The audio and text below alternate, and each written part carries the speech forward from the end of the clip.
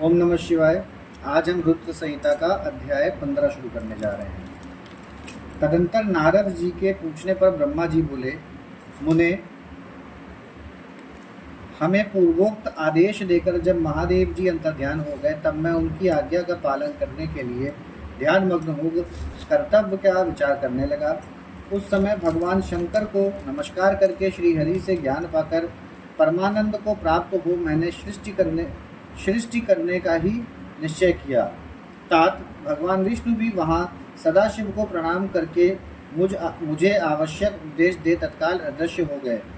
वे ब्रह्मांड से बाहर जाकर भगवान शिव की कृपा प्राप्त करके वैकुंठ धाम में जा पहुँचे और सदा वहीं रहने लगे।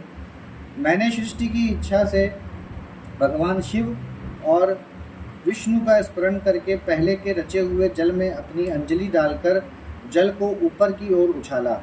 इससे वहाँ एक अंड प्रकट हुआ जो 24 तत्वों का समूह कहा जाता है। विप्रवर वह विराट आकार वाला अंड जड़ रूप ही था। उसमें चेतनता न देखकर मुझे बड़ा संशय हुआ और मैं अत्यंत कठोर तप करने लगा। 12 वर्षों तक भगवान विष्णु के चिंतन में लगा रहा। तात वह समय पूर्ण होने पर भगवान श्री हरि स्वयं प्रकट हुए और बड़े प्रेम से मेरे अंगों का स्पर्श करते हुए मुझसे प्रसन्नतापूर्वक बोले। श्री विष्णु ने बोला, ब्राह्मण, तुम वर मांगो, मैं प्रसन्न हूँ। मुझे तुम्हारे लिए कुछ भी अदेय नहीं है। भगवान शिव की कृपा से मैं सब कुछ देने में समर्थ हूँ। ब्रह्मा बोले, महाभाग, आपने जो मुझ पर कृपा की है वह सर्वथा उचित ही है, क्योंकि भगवान शंकर ने मुझे आपके हाथों में सौंप दिया है। विष्णु, आपको नमस्कार है। आज मैं आपसे जो कुछ मांगता हूँ उसे दीजिए। प्रभु, यह विराट रूप 24 तत्वों से बना हुआ अंड किसी तरह चेतन नहीं हो रहा है, जड़ीभूत दिखाई देता है।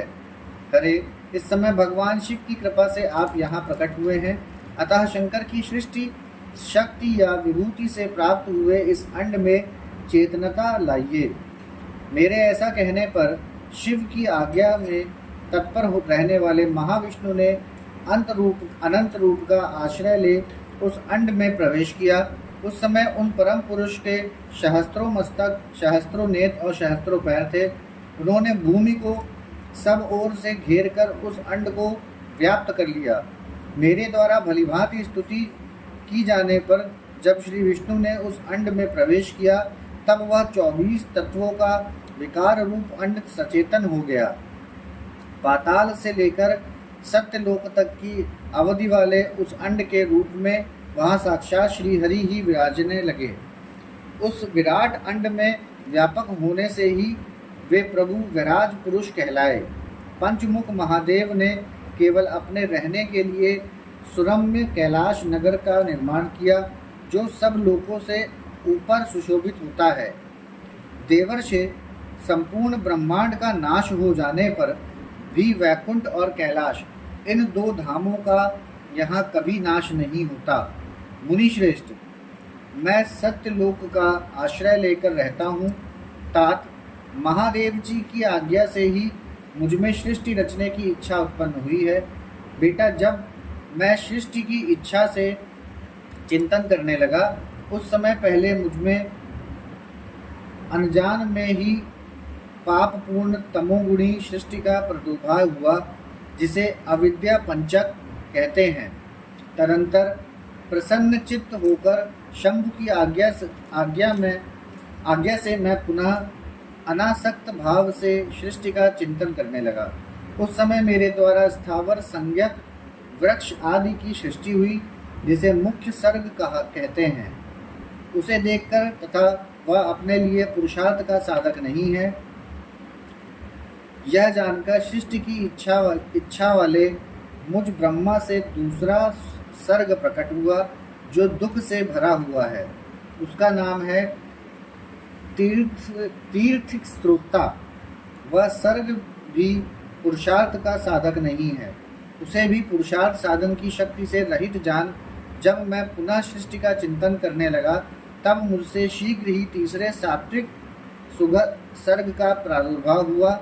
जिसे उद्धर स्तोत्र कहते हैं, यह देवसर्ग के नाम से विख्यात हुआ।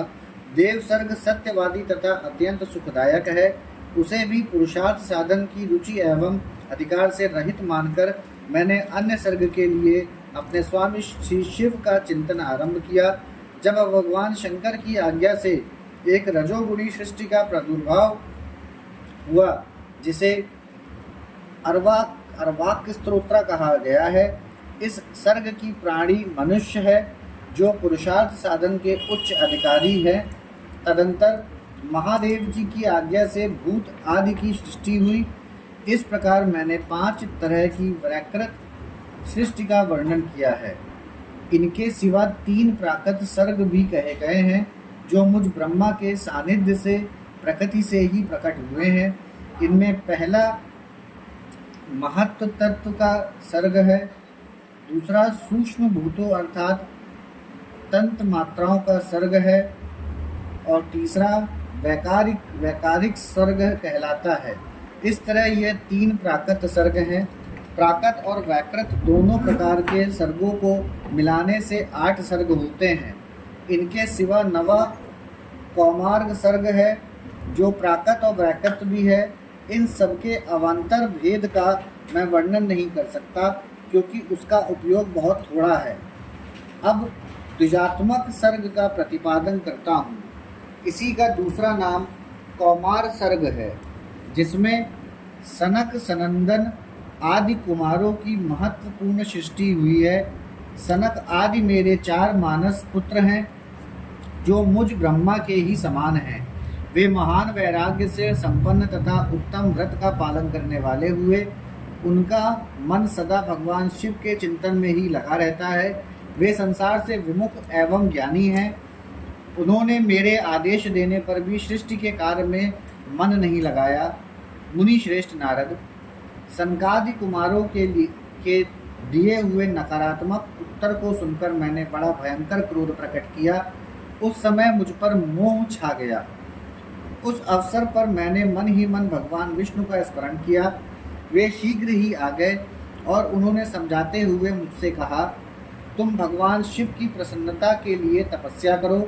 मुनि श्रेष्ठ, श्री हरि ने मुझे ऐसी शिक्षा दी। तब मैं महाघोर एवं उत्कृष्ट तप करने लगा।